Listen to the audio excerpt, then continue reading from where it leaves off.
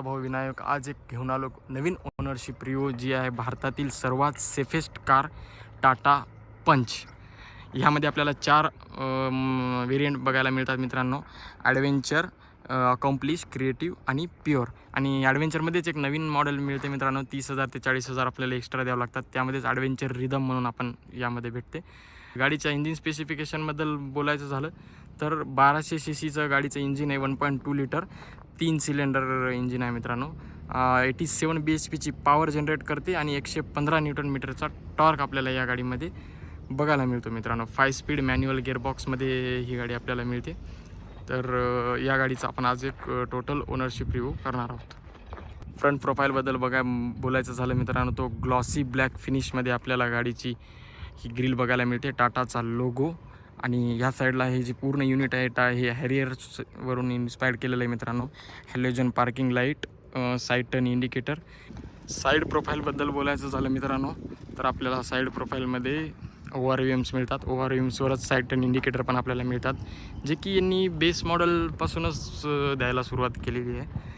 Tyre size आपल्याला हे steel wheels आपल्याला बघायला मिळतात मित्रांनो। या टायरचा साईज आहे 185/70R15चा टायर आहे मित्रांनो या गाडीमध्ये।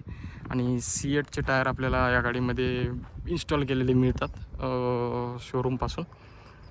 गाडीच्या बॅक प्रोफाईलबद्दल बोलायचं झालं मित्रांनो तर आपल्याला यामध्ये ड्युअल टोन फिनिश ब्लॅक कलरचं बंपर मिळते, ज्यामध्ये रिफ्लेक्टर्स आणि रिव्हर्स पार्किंग लाईट आपल्याला इथं मिळतो। आणि टाटाचा लोगो, पंचची बॅजिंग आणि स्पॉयलर जे आहे ते आफ्टर मार्केट यामध्ये बसवलेले आहे मित्रांनो।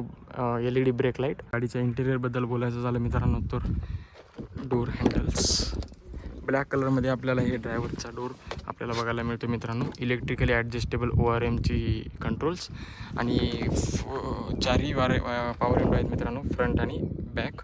यामध्ये आपल्याला बघायला मिळतो स्पेस, बॉटल होल्डर आणि अम्ब्रेला होल्डर इथं आपल्याला बघायला मिळतो मित्रांनो। कीपासून सुरुवात करूया मित्रांनो। आपल्याला हे फ्लिप की अशी बघायला मिळते, त्यामध्ये लॉक, अनलॉक आणि हेडलाईट्स ऑन ऑफ या बटनने होतात। हे बटन लॉंग प्रेस केल्यावर आपल्याला बूट स्पेस ओपन होतो मित्रांनो। इंटेरियरमध्ये टी शेप स्टेअरिंग व्हील आपल्याला बघायला मिळते, इन्फोटेनमेंटचे कंट्रोल्स, हॉर्न। या साईडने आपल्याला इथं हेडलाईटचे कंट्रोल्स आपल्याला इथं बघायला मिळतात, वायपरचे कंट्रोल्स। आणि हे जे बटन्स दिसत आहेत मित्रांनो यामध्ये आहे इको आणि सिटी मोड, ज्यामध्ये तुम्ही टर्न करू शकता। आणि हे जे आहे ऑटो स्टार्ट आणि स्टॉप बटन आहे मित्रांनो। ट्रॅफिकमध्ये आपल्याला फ्यूल इफिशियन्सीला इम्प्रूव्ह करण्यासाठी हे बटन आपल्याला यूजफुल होऊ शकते। 10 इंची स्क्रीन जी दिसते मित्रांनो आफ्टर मार्केट इन्स्टॉल केलेली आहे बेस मॉडेलमध्ये किंवा या ॲडव्हेंचर मॉडेलमध्ये आपल्याला कंपनीकडून यामध्ये काही बघायला मिळत नाही। ACचे वेंट्स, हे इन्फोटेनमेंटचे कंट्रोल्स मित्रांनो, ACचे कंट्रोल्स ज्यामध्ये तुम्ही इथूनच ॲडजस्ट करू शकता AC। आणि gear lever, handbrake, bottle holders आणि पॉवरचं हे मिळते मित्रांनो इथं, चार्जिंगचे सॉकेट्स, ग्लो बॉक्स आणि rear view mirror. Instrumental cluster तुम्हाला दाखवतो मित्रांनो। यामध्ये बघा RPM मीटर, स्पीडोमीटर आणि हे सेंटरमध्ये MIT स्क्रीन दिसते मित्रांनो, ज्यामध्ये ॲव्हरेज शो होते, टेम्परेचर मीटर, फ्यूल मीटर आपल्याला यामध्ये बघायला मिळतात। यामध्ये वेगवेगळे मोड आहेत मित्रांनो। आणि हॅझार्डस लाईट, रूप लाईट। गाडीच्या कॉस्टच्या कम्पेअरमध्ये स्पेस हा भरपूर आहे मित्रांनो। माझी हाईट आहे 5.7 इंच, त्याच्या कम्पेअरमध्ये ही मला डिसेंट असा स्पेस वाटला गाडीमध्ये। अशी गाडीमध्ये कुठलीही स्पेसची वगैरे अशी कमी वगैरे वाटत नाही मित्रांनो। चला तुम्हाला बाहेरून दाखवतो। 180 डिग्रीमध्ये गाडीचे डोर्स हे ओपन होतात, त्यामुळे तुम्हाला इझिली गाडीमध्ये बसू आणि उतरू शकता। तर त्यामुळे असा कुठलाही गाडीमध्ये प्रॉब्लेम येणार नाही मित्रांनो। गाडीचा बूट स्पेस मी तुम्हाला दाखवतो मित्रांनो। 366 लिटरचा बूट स्पेस आपल्याला गाडीमध्ये बघायला मिळतो, जे की डिसेंट आहे। यामध्ये बघा पार्सल ट्रे बघायला, बूट लाईट आणि स्टेपनीचं व्हील आपल्याला, स्पेअर व्हील हे बघा याच्या खाली आपल्याला बघायला मिळते मित्रांनो। डिसेंट असा बूट स्पेस आहे। एनकॅपमध्ये 5 स्टार या गाडीला मिळालेले आहेत मित्रांनो, त्यामुळे इंडियाची सेफेस्ट कारमध्ये या गाडीचं नाव येते. 3 सिलेंडर इंजिन आपल्याला यामध्ये बघायला मिळतो. पॉवर लॅग वगैरे काही मिळतो का हे आपल्याला आपण ओनरलाच विचारूया. पॉवर लॅग वगैरे आपल्याला इथं समजणार नाही. हे हायवेला अबाव 70 किंवा 80 जेव्हा आपण जाईल त्यावेळेस आपल्याला मे बी आपल्याला यामध्ये कळू शकते. ठीक आहे, आपण ओनरशी बोलूया आणि जे काय त्यांचा ओनरशिप एक्सपिरियन्स असेल मित्रांनो ते आपण त्यांनाच विचारूया. ठीक आहे, चला मी तुम्हाला ओनरची ओळख करून देतो. सर तुमचा इंट्रोडक्शन सांगा. नितीन मोरे, IT कंपनीमध्ये जॉब करतो. हां हां, तर तुम्हाला पहिला प्रश्न असा विचारतो सर की तुम्ही टाटाची पंचच का घेतली? म्हणजे मला असं होतं की पर्सनल यूजसाठी गाडी माझी. तर फॅमिलीसाठी ज्या म्हणजे मोस्टली मी तर फॅमिलीसाठी ट्रॅव्हल करतो किंवा ऑफिसला जातो. तर सेफ्टी हा एक माझा पहिला मेन पॉईंट आहे की जो सेफ्टीसाठी जे की टाटा ओळखल्या जाते सेफ्टीसाठी. कारण की 5 स्टार रेटिंग आहे टाटा. ऑन रोड कितीला पडली गाडी? ऑन रोड तशी मला 7,75,000 पर्यंत गेली मला. आणि त्याच्यानंतर मी काही ॲक्सेसरीज बसवल्या तर 8,35,000 पर्यंत गेली होती का. 8,35,000 पर्यंत.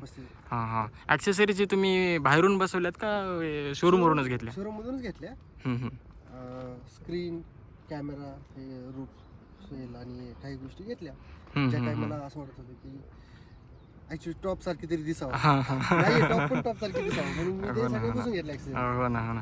आणि इन्शुरन्स वगैरे ते 5 वर्षाचं तुम्हाला कंपल्सरी असं काही शोरूमवाल्यांनी सांगितलं होतं का करायला? नाही, असं काही नाही सांगितलं ना. 3 वर्षाचं आहे मला. 3 वर्ष तुम्ही 3 वर्षाचं काढले? 3 वर्षाचं काढलं होतं आणि ते मग नंतर आपण थर्ड पार्टी रिन्यू करून घेऊ. हां हां, म्हणजे 1 वर्ष तुम्ही फुल काढले आणि बाकीचं पण थर्ड पार्टीचं होणार त्याच्यामध्ये हे का. आणि मायलेज वगैरे काय देते सर तुम्हाला गाडी? मायलेज तर काय शोरूममध्ये आपण माझ्या डॅशबोर्डला दिसते. नाही ते तर शोज होतं बाय डिफॉल्ट.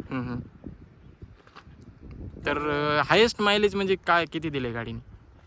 हायेस्ट जर बोलायचं म्हणजे जर हायवेला जर असेल आपण तर 25 पर्यंत, 26 पर्यंत सुद्धा जाते. 26 पर्यंत? येस. फक्त त्यामध्ये कसं माहिती आहे का, सपोज आपण हायवेला आहे आणि आपली रेंज असली पाहिजे की सपोज माझं रेंज आहे की 70-80 पर्यंत आपण गाडी चालवतोय तर मायलेज तुम्हाला भेटणार. तर तुम्ही अबो 70-80 100 गेला तर मायलेज नाहीच भेटणार. आणि गिअर शिफ्टिंग जर असेल सारखीच तरी सुद्धा मायलेज ट्रॅफिक मध्ये येते बंपर टू बंपर. मग सिटीमध्ये तर खूप कमी देते. सिटीमध्ये जर बोलायचं किती देते? तर 14 आणि जर खूपच ट्रॅफिक असेल तर 8 पर्यंत पण देते. 8 पर्यंत पण देते आपल्या यूज होती आणि आपल्या म्हणजे रोड कुठल्या रोडला आहे आपण त्याच्यावर डिपेंड आहे. मग ॲव्हरेज बद्दल तुम्ही सॅटिस्फाय आहे का गाडीच्या? ॲव्हरेज बद्दल आता माझं ट्रॅव्हल काही जास्त नाही. घर ते सिटीतच जे आहे सिटीमध्येच आहे पण मला एवढं ट्रॅफिक नाही माझ्या रोडला. मला मॅक्स 17-18 पडतं ॲव्हरेज. माझ्यासाठी ते ठीक आहे. तर आणि जसं की गाडीचं इंजिन हे 3 सिलेंडर इंजिन आहे तर कधी पॉवर लॅग वगैरे वाटतो तुम्हाला? हो, म्हणजे मी असंच एक ट्राय करायचं म्हणून बघितलं की किती हाय स्पीड जाऊ शकते का. तर 127-28 पर्यंत मी घेऊन गेलो हायेस्ट. पण मला वाटतं त्यानंतर थोडी गाडी नाही जात पुढे कारण की तिची तेवढी पॉवरच नाही. अच्छा, आणि कंट्रोल्स वगैरे कसे वाटतात तेवढ्या स्पीडवर? ब्रेकिंग कंट्रोल्स किंवा असे बॉडी रोल वगैरे वाटतो का? कंट्रोल एकदम म्हणजे गाडीचा पंच गाडीचा ना कंट्रोल एकदम बेस्ट आहे. म्हणजे एक इन्सिडेंट सांगतो तुम्हाला. काही दिवसापूर्वी मी चाललो होतो पुण्यामधून कोल्हापूरला. तर माझा मित्र गाडी चालवत होता आणि रात्रीची वेळ होती. अच्छा. 12-1 वाजले असताना आम्ही 5-6 मित्र होतो सगळे कामानिमित्त चाललो होतो. तर एक काही अंतरावरती ऊसाचा ट्रॉलीज होत्या ज्या की टायर काय ते पंक्चर झालं असेल तर ते बंद पडले होता. रोडवरतीच उभा होता. एक टू लाईन होती तर एक लाईन मध्ये तो उभा होता आणि आमच्या समोर एक ट्रॅव्हल्स होती. त्याच्यामुळे आम्हाला ती पुढची गाडी ट्रॅक्टर दिसलाच नाही. पण ट्रॅव्हल्स वाल्याने अचानक गाडी साईडला गेली तर आम्हाला अचानक हे दिसला. पण त्यावेळेस गाडी असेल 90च्या 100च्या स्पीडला असेल पण त्यावेळेस सुद्धा गाडी ऑटोमॅटिक प्रॉपर गिअर शिफ्टिंग मध्ये आणि काही ह्याच्यामध्ये कंट्रोल झाली. म्हणजे इंजिन ब्रेकिंग वगैरे तुम्ही यूज केलं त्याच्यामध्ये? म्हणजे एकदम गिअर चेंज वगैरे पहिला फर्स्ट किंवा सेकंड गिअरवर हे करून कंट्रोल केली कशी तरी. आणि ब्रेकिंग पण चांगली आहे गाडीची? ब्रेकिंग पण चांगली आहे आणि स्टेबल आहे म्हणा ना. स्टेबल आहे. वायबर म्हणजे असं हे होत नाही, असं काय होत नाही. बॉडी रोल वगैरे काय होत नाही. बरं. आणि सर्व्हिस सर कशी? सर्व्हिस बद्दल तुम्ही काय बोलू शकणार? सर्व्हिस बोलायचं म्हणलं तर किती पैसे लागतात सर्व्हिसला, म्हणजे काय काय याच्यामध्ये इन्क्लूड होते तुमचं? ह्याच्यामध्ये कसं माहिती का, एक मायनर आणि दुसरी एक असते मेजर असतात, दोन असतात. तर मायनर मध्ये 2000 पर्यंत होती. हां हां, खूप कमी. मेजर मध्ये 6,000 लागतात. मग त्याच्यामध्ये मग आता डिपेंड आहे की जर ऑइल चेंज असेल ना आणि बाकीचे काही थोडीफार सर्व्हिसिंग असेल तर 5,000 पर्यंत 6,000 पर्यंत होते. आता मला तरी अजून एवढा नाही. आता मध्ये काही दिवसापूर्वी माझं ते व्हील हे स्टेअरिंगचं रॉड एक काहीतरी म्हणतात ते, तर ते खराब झालं होतं. त्याला मला काहीतरी 2,000 गेले होते. तर ते सोडलं तर आतापर्यंत 3 वर्ष झाली. मेजर असं मेंटेनन्स काही काढलेलं नाही? 3 वर्षामध्ये असा काय अजून मला खर्च काढला नाही गाडी. अच्छा, किती हजार किलोमीटर चालवली तुम्ही आतापर्यंत? 37,000 झाले. 37,000 मध्ये काहीच असं मेंटेनन्स मेजर वगैरे काय आलेलं नाही? काही नाही आलेलं. हां हां हां हां, तेच. आणि टाटाची सर्व्हिस सेंटर कशी वाटली आपल्याला? टाटाची सर्व्हिस सेंटर मी बोलायला गेलो तर एकदम वर्स्ट आहे. एकदम वर्स्ट. कारण की ते गरजेचं आहे सर, कारण की आमच्या व्हिडिओमध्ये मार्फत त्यांच्यापर्यंत जाऊ शकते आणि मे बी तुमचे असे कस्टमरचे जे काही रिव्ह्यूज असतील ना ते त्यांच्यापर्यंत पोहोचतील, मग त्यांना इम्प्रूव्हमेंट करायला हेल्प होईल. एक तर सपोज आता कसं म्हणजे मोस्टली भरपूर सारे लोक असे जे बिझी असतात तर ते गाडी सोडून जातात सर्व्हिस सेंटरला आणि आपल्या कामात निघून जातात. पण त्या केसमध्ये काय होतं, सर्व्हिस सेंटरवाले जे काम केलं नाही त्याचे पण चार्ज लावतात. हां, कारण की आपल्याला माहितीच नाही आपल्या समोर केलेलं. हो ना. तर असं मला वेळ पण नसतो. हे मला जाणवलं एकदा 1-2 वेळेस. आणि दुसरी केस मध्ये ते त्यांचं जे कस्टमर सोबत कम्युनिकेशन आहे ते प्रॉपर नसतं. ते मनावाशी रिस्पेक्ट देत किंवा कस्टमरच्या पण टाइमची ते रिस्पेक्ट करत. सपोज मी जर कॉल करून विचारतोय की मी गाडी सर्व्हिस सेंटरला घेऊन येतोय आणि मी गाडी घेऊन गेलो, मी 14 किलोमीटर गाडी घेऊन गेलो त्यांच्या सर्व्हिस सेंटरला माझ्या घरापासून, आणि त्यानंतर ते बोलतात की नाही आज सगळे स्लॉट संपले, तर मी परत 14 किलोमीटर रिटर्न आलो. म्हणजे माझा एक तर टाइम गेला, माझी एनर्जी गेली, माझं पेट्रोल गेलं, म्हणजे जे काही टाइम वेस्ट, मनी वेस्ट सगळं, आणि काही म्हणजे असं पण अनबोललेलं सर्व्हिस सेंटरचं. तेच ना, काय इम्प्रूव्हमेंट सांगू शकता त्याला फीडबॅक, यामध्ये काय इम्प्रूव्हमेंट ते करू शकतात की हेच कस्टमर सॅटिस्फॅक्शन? ते आणि अजून एक की गाडीचं थोडंसं जे कलर आहे ना हे प्रॉपर नाही. म्हणजे ज्या ठिकाणी सपोज माझं काही टच पण नाही झालं, अशा ठिकाणचा पण कलर गेलाय काही ठिकाणचा. पेंट क्वालिटी तुम्हाला म्हणजे वाटते का थोडीशी? आणि दुसरी गोष्ट की टाटामध्ये गाडीचे काही पार्ट मिळत नाहीत लवकर. म्हणजे आता जर बघायचं गेलं तुम्ही बघू शकता, व्हील कॅप जे आहे, व्हील कॅप माझं गाडी पडून गेलेलं आहे ते रनिंग मध्ये पडून गेलं. तर ते मी साधारण आता 2-2.5 महिने झाले मी सर्व्हिस सेंटरला पण बोललो किंवा जे थर्ड पार्टी डीलर्स असतात त्यांच्याकडे कॉन्टॅक्ट करतोय, पण अजून देखील मला ते भेटलेलं नाही. तर मग हे हा एक त्यांचा लॅक ऑफ काही पार्ट्स आहे जे काही ते अवेलेबल इझिली होत नाही. अवेलेबल नसतात, त्यासाठी खूप स्ट्रगल करावं. अजून काय निगेटिव्ह आहेत सर गाडीमध्ये तुम्हाला असं वाटते? मला असं वाटतं की जसे मी काही मिस्टेक केली ना, की सपोज आता मी बेस मॉडेल घेतलं आणि त्यानंतर त्याला मी प्रयत्न केला की टॉप बनवायचा आफ्टर मार्केट, तर मला असं वाटतं करायला नाही पाहिजे. कारण की त्यांनी काय होतं माहितीये का, म्हणजे तुम्हाला वाटतं की बेस मॉडेल मध्येच त्यांनी त्या गोष्टी इन्क्लूड करायला पाहिजे असं म्हणताय? असं नाही, म्हणजे बेस मॉडेल मध्ये तर मला वाटत नाही की देतील. ते जेन्युइन आहे, पण आपण थोडेफार पैसे मान्य त्यांनी घ्यायला पाहिजे आणि त्यांनी द्यायला पाहिजे. मी हा विचार केला की जर माझं बेस मॉडेलला मी टॉप बनवायसाठी मला सपोज 50,000 लागेल, तर तेच कंपनीचं घेत असेल तर मला 1 लाख जास्त गेले असते, पण ते जाऊन द्यायला पाहिजे. कारण काय सपोज माझ्या जर ती जी काही ऍक्सेसरीज घेतली त्याला जर काही प्रॉब्लेम आला तर त्याला सर्व्हिस सेंटर रिस्पॉन्सिबल नाही राहत. बरोबर, सगळ्यात पहिली गोष्ट ते रिस्पॉन्सिबिलिटी घेतच नाही.